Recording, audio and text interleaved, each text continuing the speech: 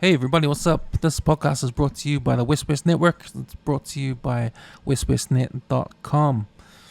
Go check out the Channel 135 podcast that's out on YouTube and Spotify. Me and Eric, we discuss the finale for the Disney Plus TV series Daredevil Born Again.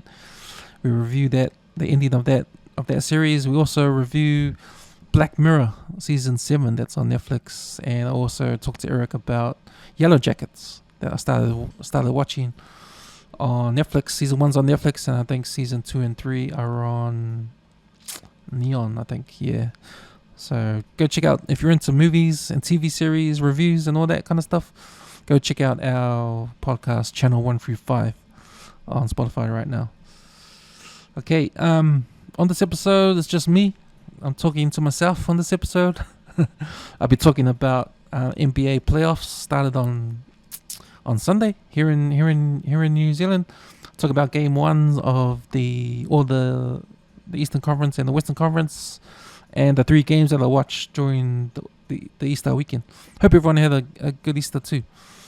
Hope everyone had enough chocolates, and be talking about some NBA on this episode. I'll also be talking about some Super Rugby Pacific. Willie's not here to join me, so I'm going to do it myself. So I've got all my notes here, and I'll just talk about my thoughts about the round 10 of Super Rugby Pacific. So yeah, that's this episode for today. Hope you guys enjoy it. Some NBA stuff coming up, and some Super Rugby Pacific. And I'll do another episode of Picks and Margins this week. I'll hopefully get someone on for that. But yeah, man, let's do it. Roll the intro. Let's go.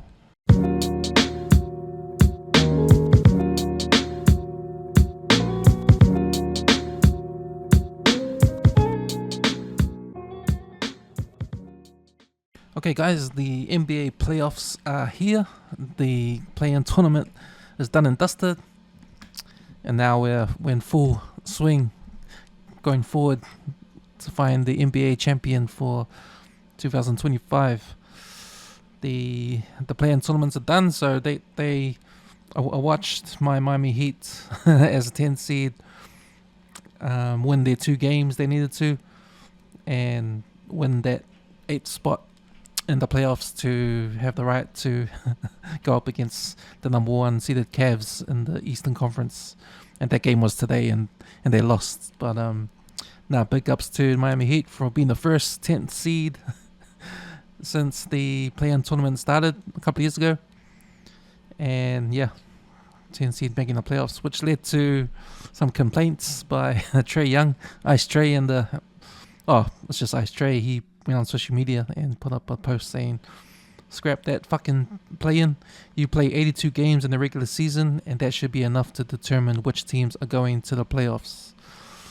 Yep, that was the rules one time before the NBA playoffs started, but to keep the NBA competitive, these are just new things that the NBA has done to make the competition competitive. So they introduced the play-ins 2 or 3 years ago, and last year they've introduced the NBA Cup, which is a separate competition during the season in November, the start of the season. So, you get some competitive games going on there. The teams play for money. And a semi-final and final was held in Las Vegas. So the NBA is trying to make with the NBA Cup and the play-in tournament, which gives number 10 and 9 seed a chance to make it into the playoffs. So that just keeps the mid-table competitive around the end of the regular season, and maybe stop those higher-end teams for, tanking the season and trying to go for that number 1 pick at the end of the season. So, yeah, I think it's good for the fans, no matter what Trey Young has said. I get what Trey Young is saying, though, because, he's saying you play 82 games to get in, you get in the position to be in the playoffs, and now you got to play for it 2 games and you're out. Well, those are the rules, mate, and that's what happens. So I think, yep, fair enough, but that's the rules. You got to deal with it. Just don't try and get that 7 or 8 seed during the season, try to go for that 6 seed. Everyone's trying to go for that 6 seed to avoid the play-ins, right? So, yeah, there's that. But, for the fans, you get more competitive games leading up to the playoffs, especially if it's close, if the tables are close around the 9, 10, 11, 12 spots. So you get those competitive games. And, yeah, sometimes you get those games where it's like a blowout, and it's like, oh, why'd you have to do it in the first place, right? So that leads to dumb or stink games. You get stink games if that happens in the play-ins, and then you figure out if it's worth it or not. But you do get some good games, and that Miami Heat versus Atlanta Hawks for the final 8 spot in the East was a really good game. It was back and forth in the last 5 minutes of the fourth quarter, and then it went into overtime, and that was competitive too. So it went back and forth, and Davion Mitchell, a guy that's come up during the Miami Heat, he became the star of that game, and he pretty much made some tough shots down the stretch, and won the game for them. So, big ups to my team, the Miami Heat, for making it through the play-ins and getting their ass kicked today against the Cavs, who look to be on fire. They look like they're on fire. Donovan Mitchell, everyone was sort of thinking, is he back to 100% health, because he had that bad ankle sprain last month that took him out of the team for a little bit, but he didn't show signs of any health concerns. He did have a little scare in that game where he sort of was limping a bit on that ankle, but he turned out a real hero performance there. Not Tyler Hero, but yeah, I'll touch on that game soon. I watched 3 games during this time, during the last 2 days. The first day, I watched the Clippers versus Nuggets. That was the first game of their series, and the Lakers and Timberwolves. So I watched 2 games on Sunday, and 1 game today. I watched the Miami Heat against the Cavs. The Pistons and the Knicks won that one 123-112. Game 1, so they're all game 1. So the Bucks lost to the Pacers 98-117. But looks like Damian Lillard will be back for game 3. He's been out for blood clot concerns, and he hasn't had any game time. He had to stop all training, all physical tasks and all that kind of stuff. So he needs to get up to game fitness. So they're leaving these next few days for him to get up to match fitness. So he's been training. He's back on training and all that kind of stuff. So it looked like they really needed him in that game. 98-117. Damian Lillard and Giannis, probably 2 of the most high-scoring duos in the league right now. So yeah, they'll be happy to get Damian back in game 3, and they'll be back in at Milwaukee for that game. So at the moment Indiana leads that 1-0. Also on Sunday was the Timberwolves versus LA Lakers game. Timberwolves at 6th seed against the Lakers 3rd seed, and the Lakers got pummeled 117-95. I'll talk about the game. That was another game that I watched on Sunday. Today, Monday, I watched the Heat Cavs, like I said. Also took place this morning, early morning, I think 5 a.m. our time. It was OK City Thunder versus the Memphis Grizzlies. OK City Thunder smashing the Grizzlies 80 points to 131. So OKC. I think that's going to be a sweep, looks like. Yeah, Ja Morant hasn't been playing well. He hasn't been playing most of the season due to injury. Yeah, he's come off that controversy with the gun thing. And he got in trouble again this season with doing gun gestures during the game. And he's got fines there and stuff like that. So, yeah. The next game after that was the Boston Celtics up against the Orlando Magic, the upstart Orlando Magic. I like the Orlando Magic. They're a young team. They did well last year to make the playoffs, and with their star Pablo Banchero, he's been a beast for the Orlando Magic. But their team not good enough to beat the Celtics, who are at home. And yeah, 86-103 to the Celtics. The last game today was the 7th seeded Golden State Warriors up against the 2nd seed Houston Rockets with Steven Adams. Yeah, I watched a little bit of this game. I was in and out watching this. I didn't watch this game from start to finish, but from what I saw and what I felt when I saw this game, the Rockets, they're number 2 seed for a reason. But I think when it comes to playing the Golden State Warriors, they're a team that can just turn on the switch come playoff time. And, with all their experience they've got with Steph and Draymond Green, and now they've got Jimmy Butler with his experience, the Rockets are like a young team. They're pretty much new. They got a good coach though, and they're well coached. So I don't think that might not be enough, and it showed in this game. It was sort of like when I watched the first quarter of this game, and it looked scrappy. It looked scrappy from both teams, and the quality wasn't as good as the previous games that I watched between the Cavs, the Heat, the Clippers and Nuggets. That was a quality game, and the Lakers Timberwolves, how they played. But we'll see if the Houston Rockets can come back and tie up the series, because they've got home advantage. And yeah, when you lose home advantage to a away team, that's when the series starts. They always say the series doesn't start until the home team loses to the away team. So with that series, the series starts now, right? So the first game I watched on Sunday was the LA Clippers versus the Denver Nuggets game. So that game ended 112 to 110 to the Nuggets in overtime. That was an overtime win.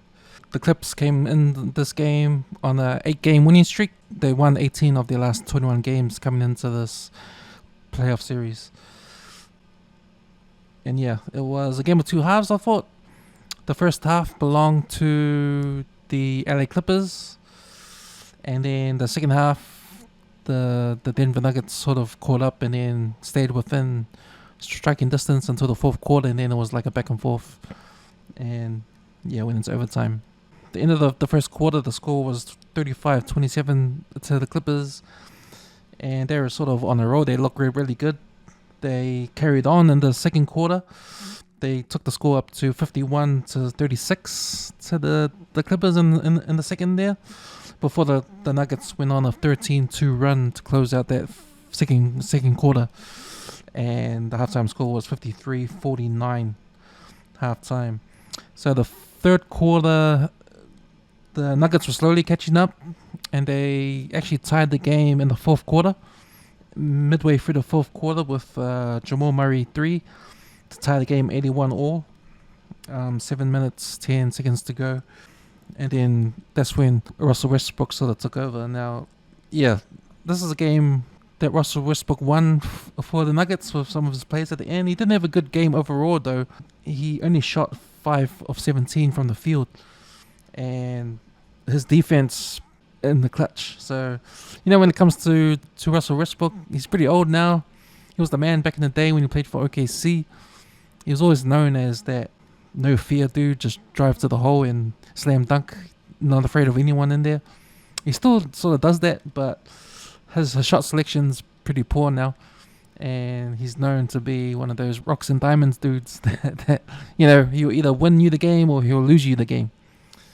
And he hasn't been that type of player, but his intensity is still there, and he's one of those players you love to hate. Sometimes you love it when he's on the opposing team, when he's not doing well, but you hate him when he's when he's on your team, because he's been jumping around teams. He used to play for the Clippers last year, so this is sort of a revenge game for him, sort of thing against James Harden. Yeah, he's rocks and diamonds dude, but not in this case. He was a diamonds, but he had his rocks and moments. So, like I said, up until the fourth quarter, 7 minutes to go, Jamal Murray ties up the game 81-0. They've been behind ever since then. Russell Westbrook puts the Nuggets in the lead by 2 points with a putback, with a rebound and putback shot off a miss by Christian Braun, who shot a miss free. That's the first time the Nuggets took the lead, 93-92. Diamonds for Westbrook, with 3 minutes 37 remaining. The next position, the Clips missed the shot. Jokic grabs the rebound, throws the ball ahead to Russell. Russell gets the ball for one-on-one against James Harden. Russell goes at James Harden, goes for a layup and misses the layup. Rocks. The next play, Harden is fouled, goes for 2 free throws. Russell Westbrook gets the ball in the paint off a pass from Jokic, and he goes for an easy layup. Diamonds. And Harden goes for another 2. He gets a 2.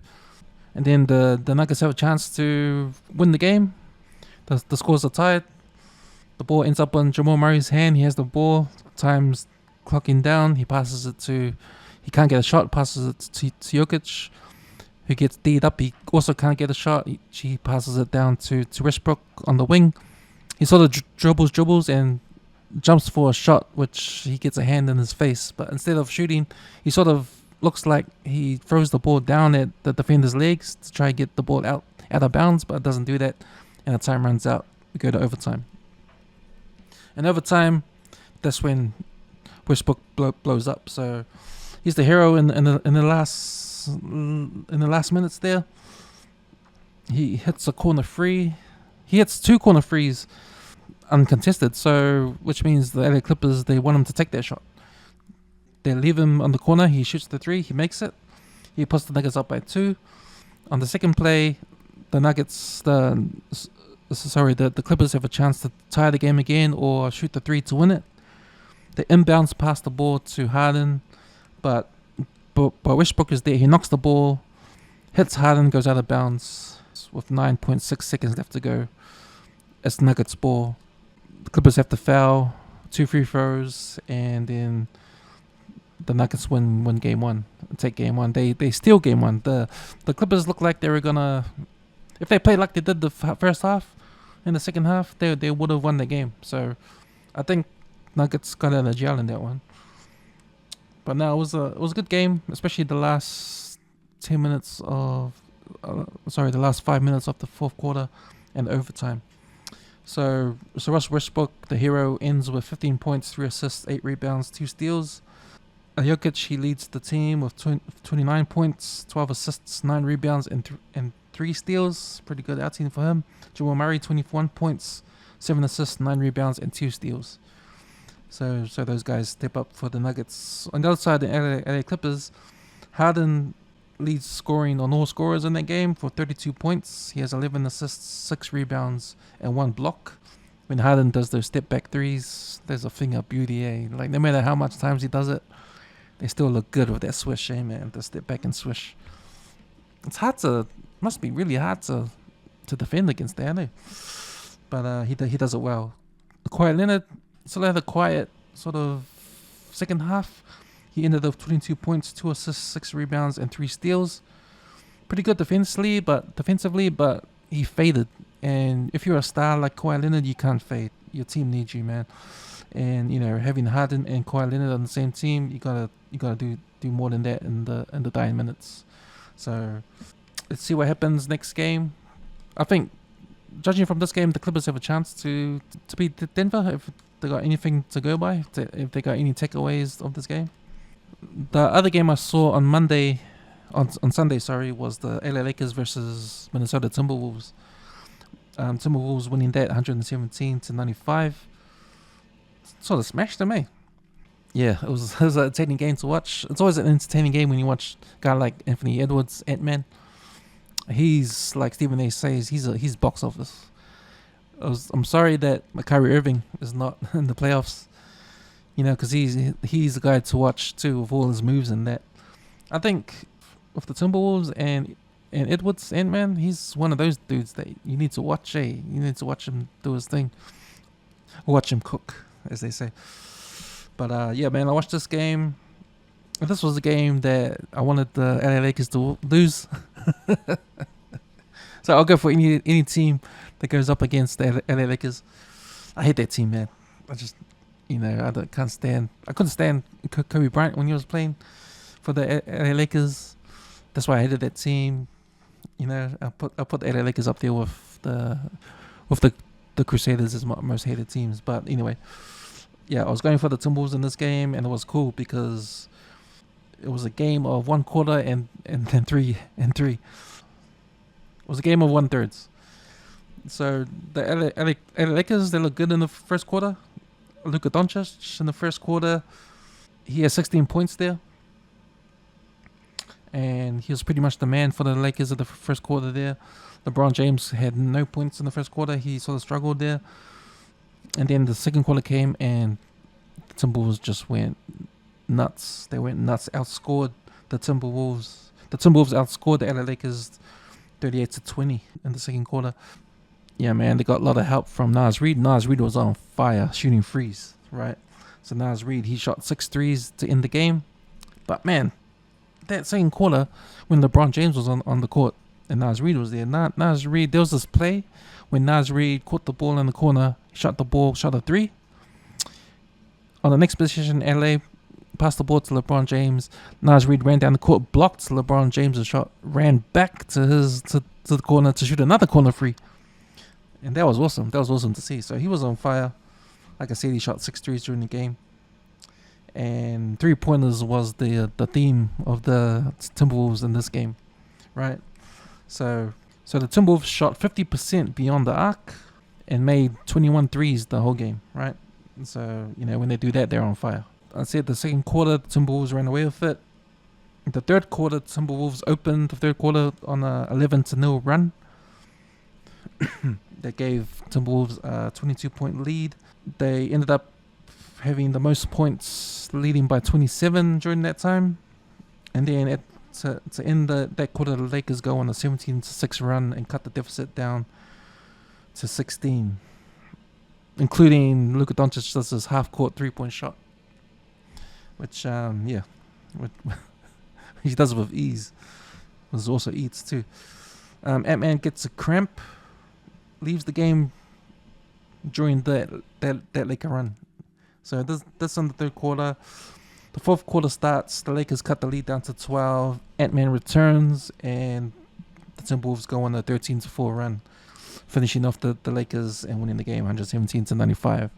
So, yeah, man, I don't think the Lakers are going to be happy with that loss.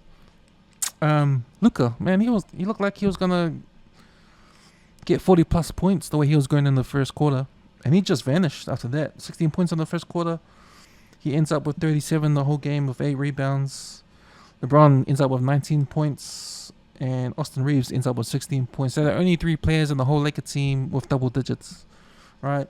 And as a team, the Lakers only had 15 assists, so very poor stats there, and probably deserved to lose that game with those kind of stats. On the other side, on the Timberwolves, Jaden Daniels, he was the man in the match for Timberwolves there. He ended the game. He had the highest score with 25 points, 9 rebounds, shot from 11 of 13 from the field. Anthony Edwards, Ant-Man, ended up with 22 points, 9 assists, and 8 rebounds. Naz Reid, man, he was the man. 6 3-pointers, like I said, ended up with 23 points off the bench. 6th man of the year last year. And that was pretty much it. Hopefully the LA Lakers can come back. They're at home, so another home game. The Timberwolves did what they had to do, win one away game out of 2 games before they go back to Minnesota for game 3 and game 4. So let's see what happens if the LA Clippers can bounce back from that one. Some good moves in that game too. Anthony Edwards, man, he did this move where he shot over Luka. He danced around Luka trying to get a shot. He couldn't get it. He passed it out, got it back, and then stuck the free in Luka's face for a shot. But yeah, man, you want to see those kind of things, eh? So that was yesterday's games. Today's games, I just watched one of them, and that was the Cavs versus Heat. Had to watch my team, Miami Heat, see how they do. I thought they were going to lose this game. I thought that going into this game, I thought that the Cavs have a lot of firepower. They're number 1 seed for a reason, and they've had a stack of games in front of them, behind them, to the second place Boston Celtics. So, yep, the Cavs deserve to be there. I thought that the Heat judging from their side, they've only got Bam, and I like that Kalawea. Him and Bam make a good Twin Towers sort of combo in the paint there, defensive wise. And I thought they still need a scorer though. I think that they're missing Jimmy Butler. He was a big piece of the puzzle missing for Miami. They did well against Atlanta, but against a team like the Cavs with the firepower they've got, I mean, you got Garland, Spider Mitchell. Those guys can drop threes anywhere in the court and drive too. So yeah, it's other guys on the Miami Heat need to step up, like Duncan Robertson. He needs to step up and shoot more threes, score points. Tyler Hero needs to do more.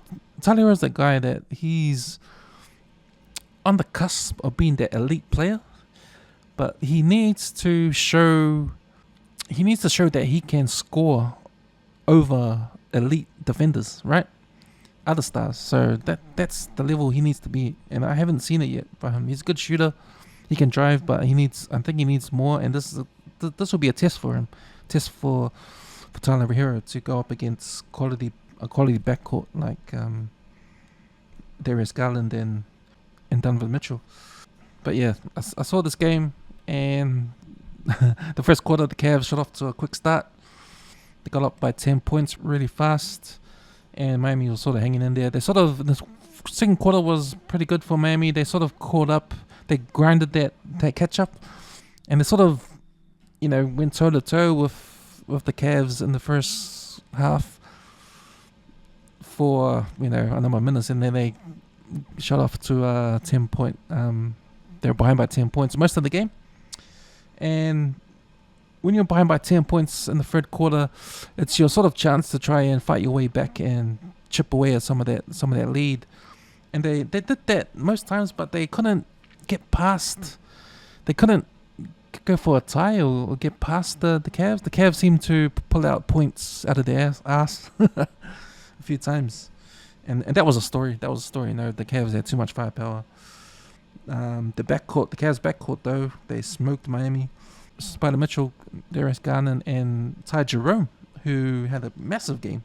Those three guards combined to score 85 points, right?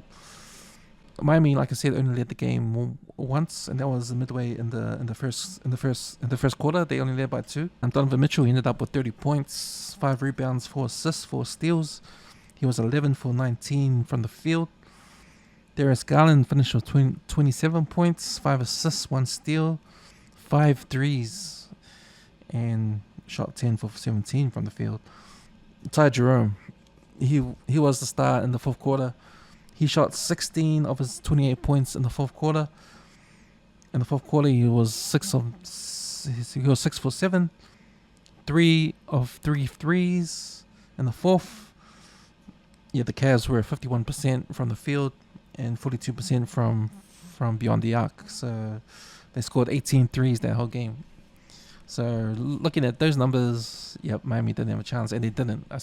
When I saw the game, they sort of tried to get back into it, but they couldn't get past the 10-point deficit through the third and fourth quarters, and they just gave up at the end, and they put on the garbage side with 2 minutes to go or something like that. But yeah, man. Bam Adebayo, he scored 24 points, 9 rebounds for Miami. Tyler Hero scored 21 points, but he only had 4 points. 4 of those points, he only had 4 points in the second half, right? So, and he shot 2 from 6 from the field in the second half. So he needs to score more. He needs to get open more. I think the teammates need to do a better job to get Tyler Hero open. David Mitchell, he did well. I don't know what his numbers are. I haven't got them up, but he did well. Also, he's the guy that they need. He's a good defensive player, and he's a good scrappy player too. He can make those. He can be the guy, like a decoy guy. That if the defenses go up to Tyler Hero, he's the guy that will be open, and he'll get that easy layup in the paint.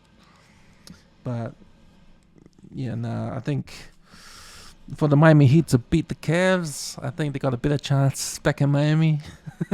But they need to sort it out. I think this game was a good game for Miami Heat to look at how they can improve. They need to stop Cavs from scoring, and that's really hard to do. They've got their twin towers, like I said, with Ware and Adebayo, and they need to find a way to get them more they need to grind these wins out, I think, and it's hard to do that against a scoring team like the Cavs. But I think they need to, play a half-court game. Slow the game down to half-court, stop the Cavs from pulling out fast breaks, and hope for the best, I guess. And that was today's game. Looking forward to game 2 of those games. We'll see what happens. So by the time this video comes out, games tomorrow will be already gone or already finished. So tomorrow, what we're looking at? We're looking at game 2, Knicks and the Pistons. We're looking at game 2, Nuggets and Clippers. 2 games tomorrow. And then the next day we've got Pacers and Bucks game 2, and the Grizzlies and Thunder game 2. Also Los Angeles Lakers and Timberwolves game 2. That's on Tuesday, which is Wednesday outside. So yeah, that's my NBA update for you guys. Next, I was supposed to get also Willie on the podcast to talk about some Super Rugby, but since he can't make it, I will do it myself. So let's talk about some Super Rugby. Let's go. Alright, I'm back with some Super Rugby Pacific talk. Round 10 is done and dusted, happened in the weekend. And results are as follows. Crusaders beat the Blues 25-22. Drua beat the Waratahs 28-14. Moana Pacifica lose to Brumbies 0-24. Chiefs smoked the Highlanders 46-10. And in the last game, the Western Force draw with Hurricanes 17-17. Now, I watched 3 of these games in the weekend. I watched the Blues game, the Waratahs draw, and the Moana game. So I'll talk about them. Firstly, the Blues and Crusaders, which happened on Friday, Easter Friday evening at 7 o'clock, Apollo Stadium, 25-22. This is a rivalry. This is the ultimate rivalry in Super Rugby history, the Blues and Crusaders. And these games now are really competitive, especially this game that happened on Friday. Wasn't too competitive last time these guys met in Eden Park a few weeks ago. But, the Blues haven't been playing well. They finished the first half of the season. They had a bye. They just came off a bye, and they didn't do well before the bye. They've only won 2 games before the bye. They've only beaten the Hurricanes twice and Moana Pacifica, the only 3 wins they've got, and they've lost 6. So coming into this game is going to be always a hard game, playing the Crusaders in their home ground. Although the Moana Pacifica beat the Crusaders at their home, so it's not impossible. It could be done. So the Blues made a good start to the campaign with a win over the Moana last week, and so they haven't been close to what they have been last year. The Blues, the championship run last year, haven't been close. So, a good win against the Moana to put the campaign back on track, and they need to come down to the Crusaders country and show them that they're not the easy beats they were before. And it showed. The scoreline 25-22. It was a close game. They only lost at the death there with O'Connor's last penalty goal kick at the end to win the game. So you can say, it was our discipline, it was the Blues' discipline that let them down at the end. And those 2 penalties by Crusaders. They got one earlier on. O'Connor got one at the same spot earlier on, and that was off penalty, off a scrum. And 2 penalties from scrums. The Blues got wasted in 2 scrums and cost them 6 points to lose the game. So yeah. So you start the game. Crusaders score the first try within the first 2 minutes. It's Mighty Williams coming off the ruck there on the Blues line. They get the conversion, 70 points to 0. I sort of sucked because I thought that this is Blues, what the Blues do every game. They sort of score the first try within the first 5 minutes, 2 minutes or so. So the Crusaders did a Blues on them, and that was a bad omen for me anyway. It's like, oh shit, here we go. We're going to see the Crusaders score multiple tries again like they did at Eden Park. But no, the Blues sort of fought back, and it was on their other end when we thought that Fusitua had scored a try off the ruck on the Crusaders line. But then TMO came in and saw that Dalton Papali did a knock on when he picked the ball up off the ruck. You could say that you saw a Crusaders hand in there, but the TMO didn't see that way, or the ref didn't see that way, and gave no try, a disallowed try. Josh Berry scores in the 23rd minute and the conversion kick by Bowden Barrett to tie the scores 7-0. But that point I was thinking, okay, we're back on track again. Okay, it's not going to be one of those blowout things. Hopefully not. Dalton Papali'i was the beast last week against Moana. He has sort of an ankle injury in the 30th minute and comes off, which is a bit of a blow. Adrian Trout comes on for Papali'i. So no loss there. Adrian Trout's pretty good. Barrett misses a penalty kick in the 32nd minute. Crusaders' Will Jordan scores next to the post before halftime. It's 14-7 after the conversion. Yeah, it's a bit of an arm wrestle. Blues are still in it, and I'm looking hopeful at this time because 14-7 is a pretty good score. Just got to score on the other side of the half. You know, if you score on both sides of the halftime, you know you're in a good place to win the game. Unfortunately, it doesn't happen because Christian Leowili scores a try for the Crusaders in the 44th minute after halftime. The conversion is missed though, and then the score is 19-7. And that's the highest margin the Crusaders ever get in the game because the Blues storm back. They scored the next two tries. Hoskins Tutu scores a try next to the post on the 58th minute. Broden gets the kick over 19-14. Then the AJ Lamb try off, behind the back pass by Hoskins Tutu from the ruck. Bit of a Carlos Spencer-esque pass there. Spectacular pass. That pass alone, should have. If the Blues won that game, we can always go back to that pass, back of the behind the back pass. That happened in the 63rd minute. AJ Lamb scores to tie up the scores 19-all. Brody hits a penalty to bring the scores up to 19-22. And then you got those two scrums that the Crusaders get a penalty off. The first one in the 71st minute. O'Connor kicks the penalty, 22-22 all is the score. 22 all is the score. And then after the 40-minute mark, there's another penalty because Rieko Ioane knocks the ball on, which leads to a scrum, a Crusader scrum, and then the Crusader scrum gets a penalty in front of the post, and O'Connor slots it through to win the game, 25-22.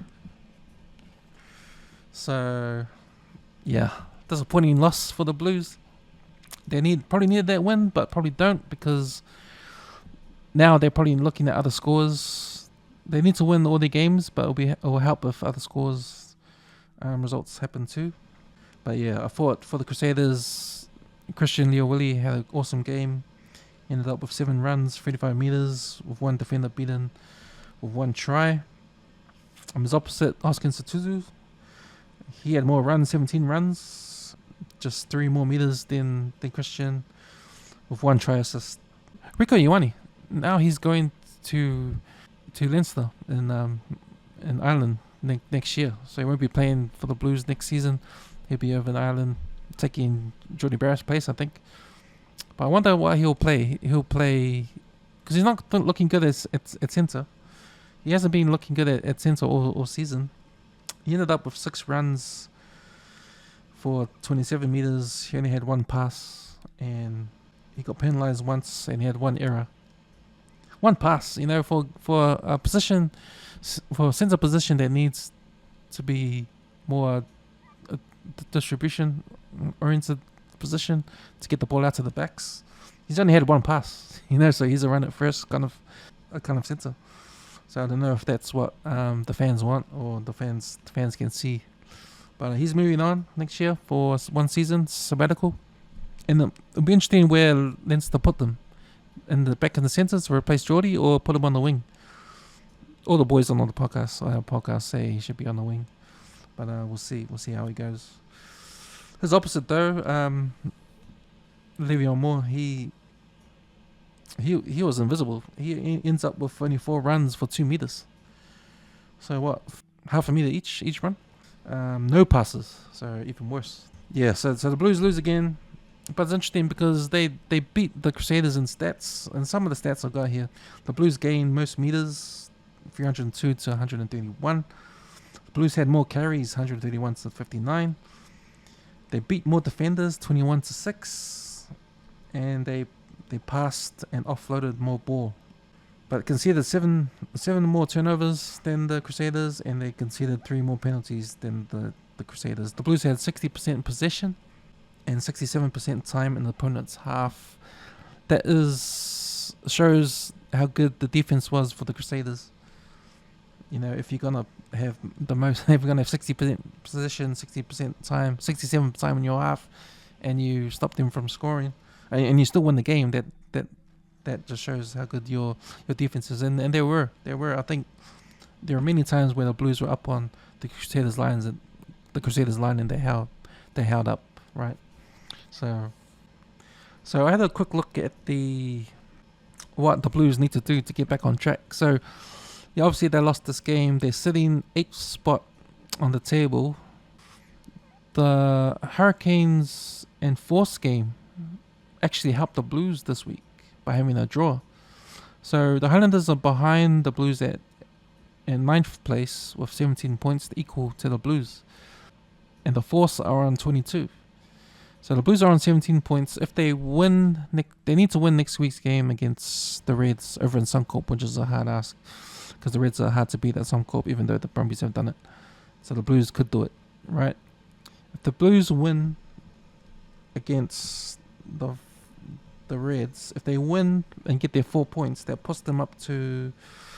They could get 21 points or 22 points, depending if they get a bonus point or not against the Reds. Okay, so if you look at the table, the Blues are at 8th spot. If you look at the 4 teams above them, you got the Hurricanes, the Waratahs, the Force, and Reds. If all those 1, 2, 3, 4, if those 4 teams lose next week, obviously the Reds will have to lose against the Blues. The Force, they have the Chiefs next week, so they could lose that game. So that's 1 down. The Force stay on 22 points. The Waratahs, they've got a bye. They get no points, so they stay on 21.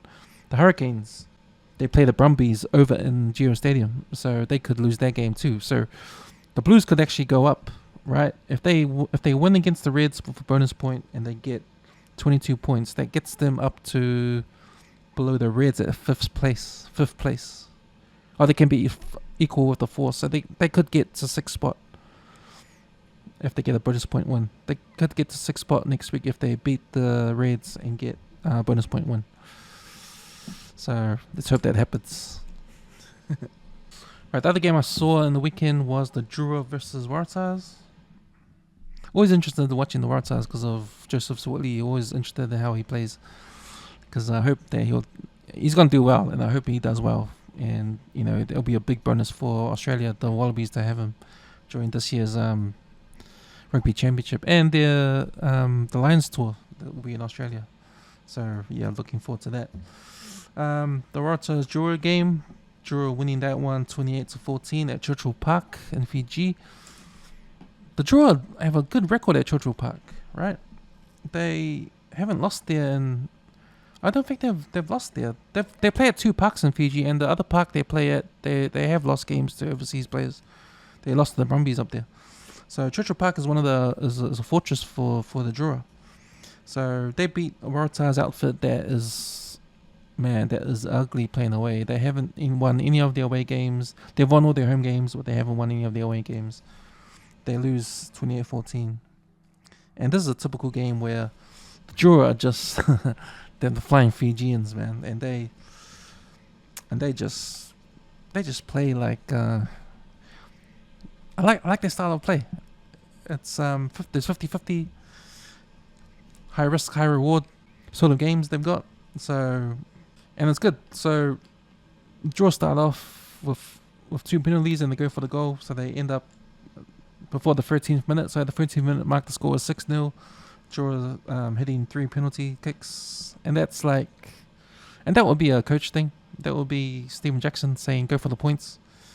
You need the points. Go for them because we're having these close losses. If we slide our 3 points in, we'll get more of a chance there. But after that, Longani Masi. Man, that guy is a beast on the wing. He has a spectacular run. Then we get a pick and go straight from the ruck, and Murray scores a try. They get the conversion 13-0 in this 22nd minute. The Waratahs scored their first try in the 26th minute with Langi Gleeson, a Fijian, for the Waratahs. Puts up score up to 13-7. Longani Masi scores a try off a Wanga run, putting the score 18-7. Another penalty awarded to Drua. They go for the goal, 21-7. In the 51st minute, Julian Heaven has a try off the bench for the Waratahs, putting the score up to 21-14. In the 57th minute, Suali picks up a ball and in goal in the offside position, the penalty. And a penalty try is awarded to the Fijian Drua. They finished the game 28-14. The Drua has 57% possession with 67% first half and 48% in the second half. So the Waratahs trying to come back. The Drua have 40 defenders beaten to the Tars, 10 defenders beaten. 14 clean breaks to the Drua, so the Tars 1 clean break. The Tars concede 2 more penalties than the Drua. But Longani Masi, that guy, he had 7 runs, 87 meters, 4 defenders beaten, 4 clean breaks, 1 try, 4 passes and 1 error. Itonia Wanga, number 6 for Drua, he has 8 runs, 92 meters, 8 defenders beaten, 3 clean breaks and 1 error. So Ali, he ends with 6 runs, 69 meters, 6 runs for 69 meters, 3 defenders beaten, 1 offload and 1 error. So good win there from the Drua. And man, the Waratahs just can't find a way to win away. I'm hoping that streak will go on, move on, and until the Waratahs are below the Blues on the table. So they've got a bye next week, so they're probably still in Fiji enjoying holiday during their week off.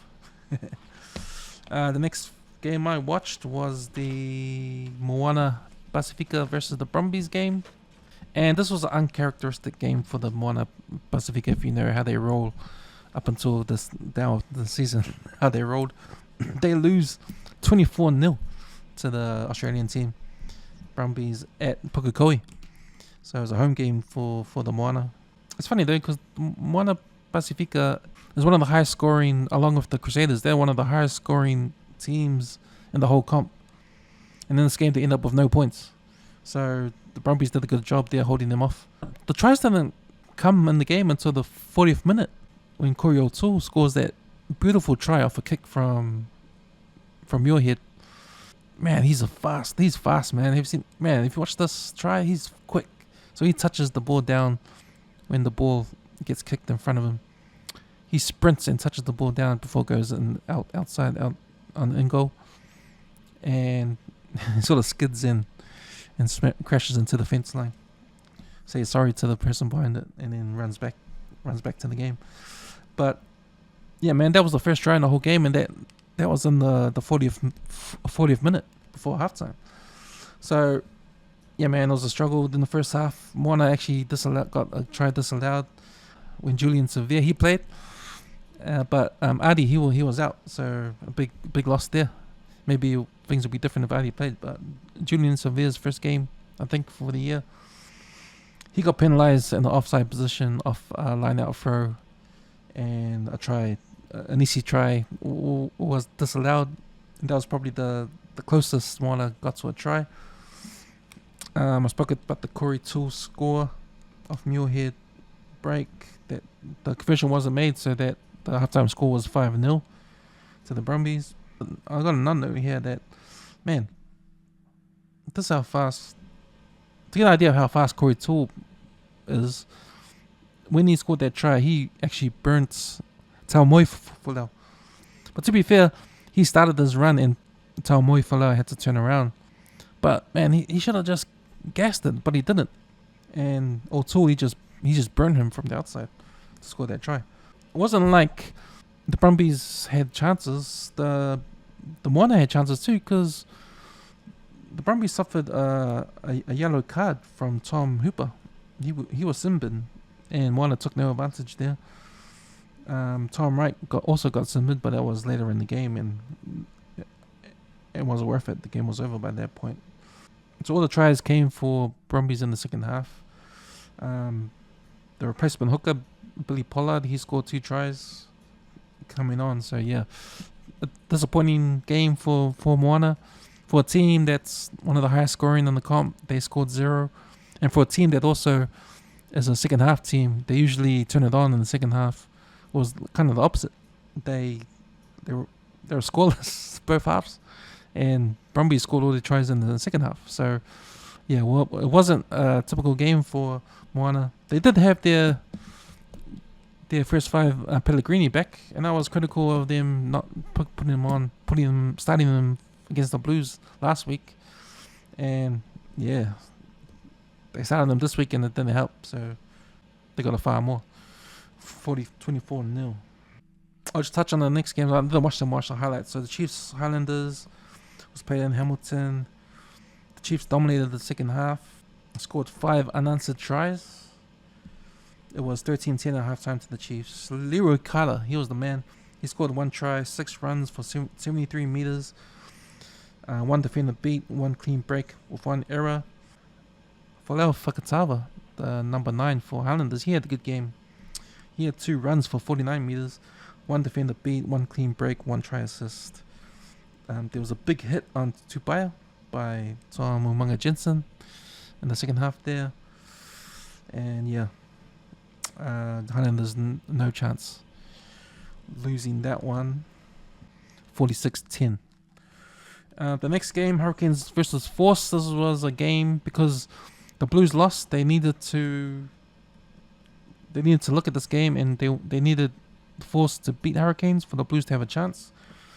But it was a draw, 17-0, and that was a better result because both Hurricanes and Force couldn't extend their leads in the points table there, only by 1 point. So I watched the highlights, and there was a back and forth sort of game.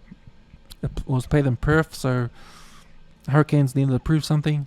They could win away, and they needed to win because they've been losing lately. They've lost 5 and won 3. But the Canes had their chances. Their fullback, Callum Harkin, he had made this amazing run. He's a fast dude. He made this amazing run and was about to score a try. He was only like 2 meters out from the try line. He was running. He had a defender running up to him to tackle. He could have just ran and got the try and got tackled and got the try, but he decided to pass it in. And he missed Rugard. The ball dropped down and they missed that try.